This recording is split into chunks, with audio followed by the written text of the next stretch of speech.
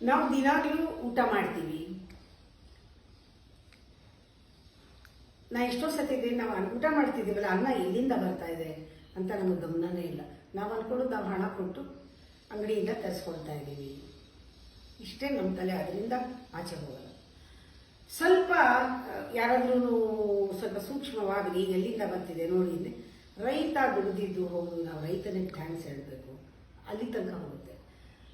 ರೈತ ದುಡಿಯೋಕ್ಕೂ ಅದಕ್ಕೂ ಮುಂಚೆ ಅನ್ನ ಎಲ್ಲಿಂದ ಬಂತು, ನಾವು ಕುಡಿತಾ ಇರೋ ನೀರು ಎಲ್ಲಿಂದ ಬಂತು, ಬಿಸ್ಲರಿ ಬಾಟ್ಲಲ್ಲ ಎಲ್ಲಿಂದ ಬಂತು, ನಾವು ಆಡ್ತಾ ಇರೋ ಉಸಿರು ಎಲ್ಲಿಗೆ ಸಂಬಂಧಪಟ್ಟಿದೆ, ಎಲ್ಲಿಂದ ಬರ್ತಾ ಇದೆ, ನಾವು ಹಾಕೊಂಡಿರೋ ವಸ್ತ್ರ ಎಲ್ಲಿಂದ ಬರ್ತಾ ಇದೆ, ನೇಯ್ಗೆವನು ಸರಿ, ಆ ನೇಯ್ಗೆವನು ಮಾಡಬೇಕಾದ್ರೂ ಎಲ್ಲಿಂದ ಬಂತು, ಪ್ರತಿಯೊಂದರ ಮೂಲವೂ ನೋಡ್ತಾ ಹೋದ್ರೆ ಏನ್ ಪ್ರಯೋಜನ ಅಂತ ಕೇಳಬೇಡಿ. ನಮ್ಮ ಮನಸ್ಸು ವಿಕಾಸವಾಗೋದಕ್ಕೆ ಇದೊಂದು ಎಕ್ಸಸೈಸ್, ವಿಶಾಲವಾಗೋದಕ್ಕೆ ಇದೊಂದು ಎಕ್ಸಸೈಸ್, ಸೂಕ್ಷ್ಮವಾಗೋದಕ್ಕೆ ಇದು ಪ್ರಯೋಗ ಮಾಡಿ. ನಾವುಣ್ಣುವ ಅನ್ನಗಳು, ನಾವುಣ್ಣೋ ಅನ್ನಗಳು, ನಾವು ಕುಡಿಯೋ ಉದಕಗಳು, ನಾವು ಉಸಿರು ವೆಲರುಗಳು, ನಾವುಡುವ ವಸ್ತ್ರ ಎಲ್ಲಿಂದ ಬಂತು ಗೊತ್ತಾ? ಭೂಮಿ ಆಕಾಶ ಈ ಎರಡರ ಯೂನಿಯನ್, ಅದೆರಡು ಸೇರಿ ಉತ್ಪತ್ತಿ ಆಗಿರೋದು. ಅನ್ನ, ನೀರು, ಉಸಿರು, ವಸ್ತ್ರ ಎಲ್ಲವೂ ಕೂಡ ಈ ಭೂಮಿ ಆಕಾಶದ ಉತ್ಪತ್ತಿ. ಆಕಾಶ ನಮ್ಮ ಪಿತಾ, ತಂದೆ, ಭೂಮಿ ತಾಯಿ. ಆ ತಾಯಿ ತಂದೆಯಿಂದ ಸಿಕ್ಕಿದ್ದು ಅಂತ ಒಂದ್ಸತಿ ಜ್ಞಾಪಿಸ್ಕೊಳ್ಳಲ್ಲ. ಅದಕ್ಕೆ ಹೇಳಿದ್ದು ವಿಶಾಲವಾಗುತ್ತೆ. ನಿಮಗೆ ತಾಯಿ ತಂದೆ ಎನ್ನುವ ಭಾವ ವಿಶಾಲವಾಗುತ್ತೆ. ನಾವುಣ್ಣೋ ಅನ್ನಗಳು, ನಾವು ಕುಡಿಯೋ ಉದಕಗಳು, ನಾವು ಉಸಿರು ವೆಲರುಗಳು, ನಾವುಡುವ ವಸ್ತ್ರ, ವ್ಯೋಮಗಳ, ಭೂಮಿ ವ್ಯೋಮ ಅಂದ್ರೆ ಆಕಾಶ, ಯಂತ್ರ ಸಂಘದ ಉತ್ಪನ್ನಗಳು. ನಾವು ಯಾರು? ಈ ಜೀವ ಇದೆರಡರ ಶಿಶು. ನಮ್ಮ ಜೀವ ಏನಿದೆ, ಜೀವಕ್ಕೆ ರಸ ಅನ್ನ ಸಿಗ್ತಾ ಇರೋದು, ಅದು ಈ ಆಕಾಶ ಮತ್ತು ಭೂಮಿಯ ಶಿಶು. ಜೀವವೆರಡರ ಶಿಶು ಮಂಕುತಿಮ್ಮ. ಅಂದ್ರೆ ನಾವು ಕೂಡ ಅದರ ಮಗು ಅಲ್ವಾ? ಆಕಾಶ ಮತ್ತು ಭೂಮಿಯ ಮಕ್ಕಳಲ್ವಾ ನಾವೆಲ್ಲ?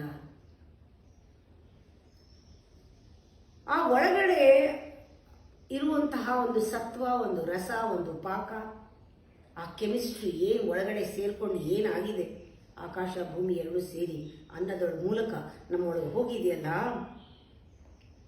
ಆ ಪಾಕ ನಿನ್ನಳದೊಂದು ಒಳಗಡೆ ನಿನ್ನನ್ನ ಸಾಗಿಸ್ತಾ ಇದೆ, ಒಂದು ಮಾನವತೆಯನ್ನೇ ಸಾಗಿಸ್ತಾ ಇದೆ.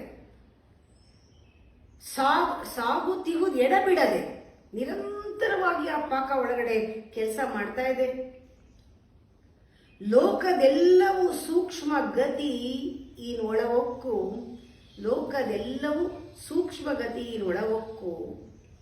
ಎಲ್ಲಾನು ಕೂಡ ಲೋಕದಲ್ಲಿ ಏನೇನಿದೆ ಎಲ್ಲದರ ಸೂಕ್ಷ್ಮದಲ್ಲಿ, ಅದರ ಸೂಕ್ಷ್ಮದ ಒಳಹೊಕ್ಕು ಅದು ಎಡಬಿಡದೆ ಸಾಕ್ತಾ ಇದೆಯಲ್ಲ.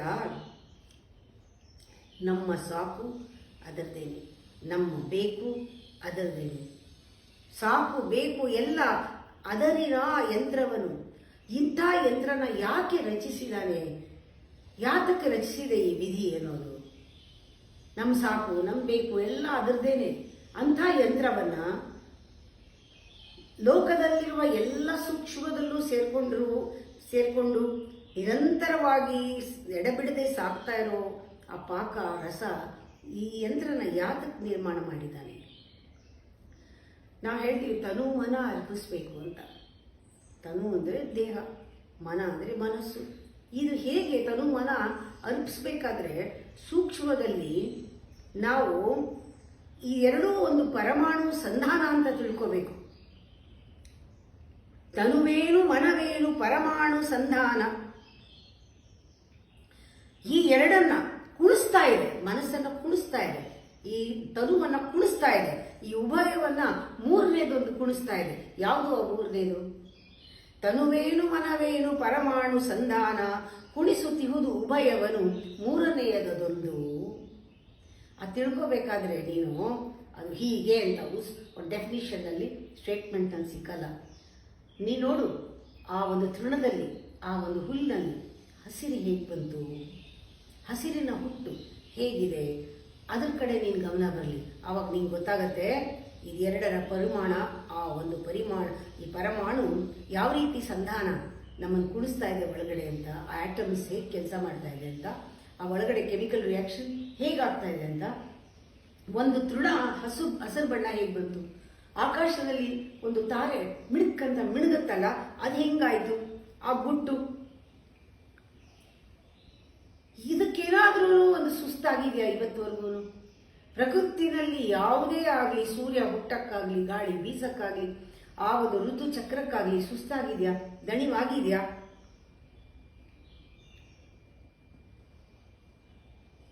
ಅದನ್ನ ನಾವು ಹುಡುಕಬೇಕು ಏನು ಅಂತ.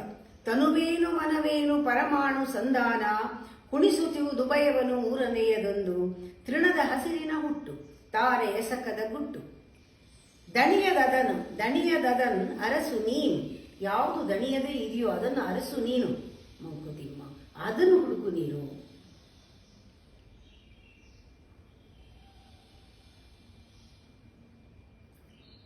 ಒಂಚೂರು ಬೇಸರ ಇಲ್ಲದೆ ಯಾವ ರೀತಿ ಪ್ರಕೃತಿ ಕೆಲಸ ಮಾಡ್ತಾ ಇದೆ.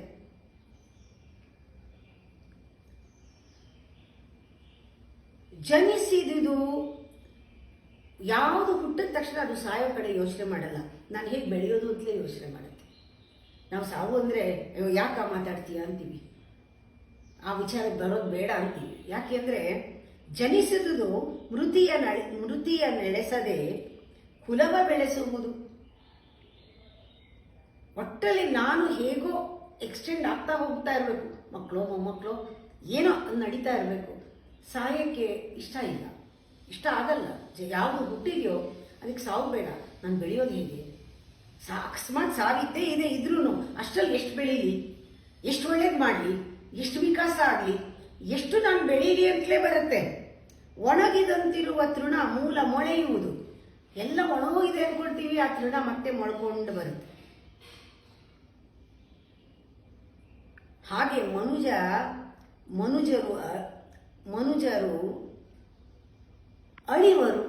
ಮನುಜರು ಅಳಿವರು, ಮನುಜ ಸಂತಾನ ನಿಂತಿಹುದು ಅಲ್ವಾ?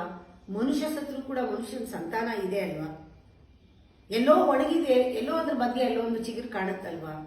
ಯಾಕೆಂದ್ರೆ ಎಲ್ಲೂ ಈ ಸೃಷ್ಟಿಯಲ್ಲಿ ಹುಟ್ಟಿದ ತಕ್ಷಣ ಬೆಳಿಬೇಕು ಅನ್ನೋದು ಅದು ನ್ಯಾಚುರಲ್ ಆಗಿ ಬಂದ್ಬಿಡುತ್ತೆ. ಆ ವಿಕಾಸ ಅನ್ನೋದು ನ್ಯಾಚುರಲ್ ಆಗಿ ಬರುತ್ತೆ. ಅದಕ್ಕೆ ಸಪೋರ್ಟ್ ಮಾಡಬೇಕೆ ಹೊರತು ಸಾಯೋದಕ್ಕೆಲ್ಲ ಹೋಗೋದು. ಅದಕ್ಕೆ ಇದು ತೀರಲ್ಲ ಅಂತಾರೆ. ಅಣಗದ ಆತ್ಮದ ಸತ್ವ ಮಂಕುತಿಮ್ಮ, ಮನುಜರಳಿವರು ಮನುಜ ಸಂತಾನ ನಿಂತಿವರು, ಅಣಗದ ಆತ್ಮದ ಸತ್ವ ಮಂಕುತಿಮ್ಮ. ಈ ಆತ್ಮದ ಸತ್ವ ವಿಕಾಸವಾಗುವ ಆ ಒಂದು ಟೆಂಡೆನ್ಸಿ ಇರೋದು ಯಾವತ್ತೂ ಕೂಡ ಅಳಿಸೋದಿಲ್ಲ. ಮನುಷ್ಯನೇ ನೋಡಿ, ಮನುಷ್ಯ ಹೀಗೆ ಇರೋ ಮನುಷ್ಯ ನಿಲ್ಲಕ್ಕೆ ಎಷ್ಟು ಕಷ್ಟಪಡ್ತಾನೆ. ಮಗು ಎಷ್ಟು ಸತಿ ಬೀಳುತ್ತೆ, ಒಂದು ನಡಿಬೇಕಾದ್ರೆ ಕಲಿಬೇಕಾದ್ರೆ ಎಲ್ಲ ನಾವು ಒಂದು ಕಲಿಬೇಕಾದ್ರೆ ಎಷ್ಟೋ ತಡವಿಸ್ತೀವಿ, ಎಡವಿಸ್ತೀವಿ. ಹಾಗೆ ಅಂತ ಬಿಟ್ಬಿಡ್ತೀವಾ? ಜೀವನದಲ್ಲಿ ಎಲ್ಲ ಕೈ ಹಾಕಿದ್ದೆಲ್ಲ ಆಗಿದೆಯಾ? ಆಗಿಲ್ಲ. ಎಷ್ಟೋ ಸೋತಿದ್ದೀವಿ, ಆದರೂ ಸೋತಿದ್ದೀವಿ ಅಂತ ಬಿಡಲ್ಲ, ಮತ್ತೆ ಮಾಡಕ್ಕೆ ಹೋಗ್ತೀವಿ. ನೋಡೋಣ, ಇದು ಮಾಡಿದ್ರೆ ಇವ್ರು ಚೆನ್ನಾಗಿರ್ತಾರೇನೋ ನಮ್ಮ ಜೊತೆಗೆ, ಹೀಗೆ ಮಾಡೋಣ, ಹೀಗಿರೋಣ. ಬನ್ನ ಪವಣೆಗಳ ತಾನೀನಿದೆರಿತು ಪಟ್ಟೆರೆಯು ಇಷ್ಟಿಷ್ಟೋ ಕಷ್ಟಪಟ್ಟು ಕೂಡ ಇನ್ನೊಮ್ಮೆ ಮತ್ತೊಮ್ಮೆ ಹೊಸ ಸಾಹಸಗಳಿಂ ಸನ್ನಹಿಸುವ ಸಾಹಸ ಸನ್ನಾಹ ಮಾಡ್ತೀವಿ. ಮತ್ತೆ ಸುಮ್ಮನಿರಲೊರದೆ ಮಾನವನು. ಸುಮ್ಮನೆ ಕೂತ್ಕೋತೀವಾ? ಇಲ್ಲ, ಏನೋ ತಪ್ಪಿರ್ಬೋದು, ಈ ಥರ ಮಾಡಿ ನೋಡೋಣ, ಆ ಥರ ಮಾಡಿ ನೋಡೋಣ. ಯಾಕೆ ಇದು ಮಾಡ್ತೀವಿ? ಇದು ಒಂದೇ ಒಂದು ಉತ್ತರ ಎಲ್ಲದಕ್ಕೂ. ಭೂಮಿ ವ್ಯೋಮದ ಯಂತ್ರ ಏನು ಅಂದರೆ ಆ ಒಂದು ಚಿನ್ಮಯತೆ, ಆತ್ಮನ ಒಂದು ಗುಣ. ಆ ಚಿನ್ಮಯ ಅಂತೀವಲ್ಲ, ಚಿನ್ಮಯಾನಂದ, ಚಿನ್ಮಯ, ಆ ಚಿತ್ತದಲ್ಲಿ ಇರುವಂತಹ ತನ್ಮಯ, ಚಿನ್ಮಯ. ಆ ಚಿನ್ಮಯ ಅನ್ನೋದೇ ಒಂದು, ಅದನ್ನು ಕಂಡುಕೊಂಡ್ಬಿಡ್ಬೇಕು ನಾವು. ಅದು ಖಂಡಿತವಾಗ್ಲೂ ಕೂಡ ಅದು ಕಂಡುಕೊಂಡಾಗ ನಮಗೆ ಸಾಕು ಬೇಕುಗೆ ಏನು, ಅದಕ್ಕೆ ಮೀರಿದ್ದೇನು, ಯಾವುದು ದಣೀರೇ ಕೆಲಸ ಮಾಡ್ತಾ ಇರೋದು, ಯಾವುದನ್ನು ಅಳಿಸೋಕ್ಕಾಗೋದೇ ಇಲ್ಲ, ಯಾವುದನ್ನು ನಾವು ಅದನ್ನು ಸುಸ್ತಾಗದೆ ಯಾವುದು ಕೆಲಸ ಮಾಡ್ತಾ ಇದೆ, ಅದು ಚಿನ್ಮಯತೆ, ಆತ್ಮಗುಣ ಮಂಕುತಿಮ್ಮ. ಅನ್ನ ಬವಣೆಗಳ ತಾನೆನಿತು ಪಟ್ಟರಿಯು ಇನ್ನೊಮ್ಮೆ ಮತ್ತೊಮ್ಮೆ ಹೊಸ ಸಾಹಸಗಳಿಂ ಸನ್ನಯಿಸುವಂ ಸುಮ್ಮನಿರುಳೊಲದೆ ಮಾನವನು ಚಿನ್ಮಯತೆ ಆತ್ಮಗುಣ ಮಂಕುತಿಮ್ಮ. ಕುತೂಹಲ ತೀರಲ್ಲ, ಎಷ್ಟೇ ಕಷ್ಟ ಆಗಲಿ ನಾವು ಸಮುದ್ರ ದಾಟೇಬೇಕು ಅನ್ನೋದು ಬರುತ್ತೆ. ಬೆಟ್ಟ ಹತ್ತಕ್ಕೆ ಶುರು ಮಾಡಿದಾಗ ನಾವು ಹತ್ತಲೇಬೇಕು, ಹತ್ತಿಳಿಬೇಕು ಅಂತ ಅನಿಸುತ್ತೆ.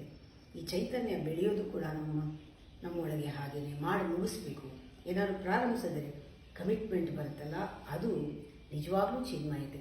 ನಾವು ಅದನ್ನು ಕಂಡ್ಕೊಳ್ತಾ ನಮಗೂ ಜೀವನದಲ್ಲಿ ಕಮಿಟ್ಮೆಂಟು, ಆಮೇಲೆ ಒಂದು ಸಂಕಲ್ಪ, ನಿರ್ಧಾರ, ಆಮೇಲೆ ಒಂದು ಮಾಡಲೇಬೇಕು ಅನ್ನೋ ಛಲ, ಒಳಗಡೆ ನಾನು ಬೆಳೀಲೇಬೇಕು ಅನ್ನೋ ಹಠ, ಇದೆಲ್ಲ ಯಾವಾಗ ಬರುತ್ತೆ ಅಂದರೆ ನಾವು ಸುಮ್ಮನೆ ಮೇಲ್ಮೇಲೆ ನೋಡಿದ್ರೆ ಬರಲ್ಲ.